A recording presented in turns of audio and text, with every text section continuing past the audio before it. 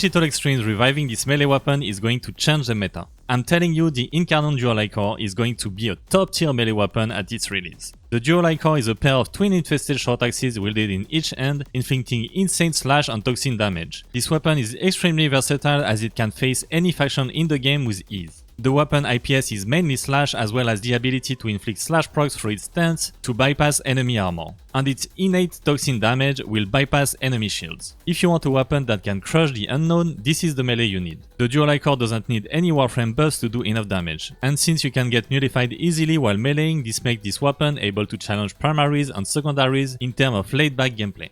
Instead of a buff, you're going to subsume Expedite Suffering that is the perfect fit for this weapon, as it will burst and multiply the remaining damage of your bleed and toxin statuses. Added to that, the Dual Ichor stance Crossing Snakes is extremely comfy. You want to use its neutral combo on headshot enemies just aiming at their heads. Finally, as a last tip, if you're not sure about your damage output, I would advise you to armor strip and primer the Demolith until its first nullifying pulse, then go in and melee until the next one. Finally, use Expedite Suffering and score the kill. This is the Riven I use for the run, critical chance, toxin, damage to Grenier with a harmless negative. This Riven is hurting my bleed procs, but as we got guaranteed ones on the stance, I was still one-shotting level cap Eximuses without armor strip. Having more toxin damage on the weapon is fine, as toxin is neutral against clone flesh enemies. I modded my weapon for a regular light attack build, condition overload as we primer enemies, prime fury for comfy attack speed, blood rush for high critical chance, adding a ton of critical damage modding organ shatter and gladiator might, whipping wound for more status procs. If you don't have a Riven, just replace it with quickening for faster status stacking, and as we play the Dual Ichor in a Grenier mission, prime smite Grenier.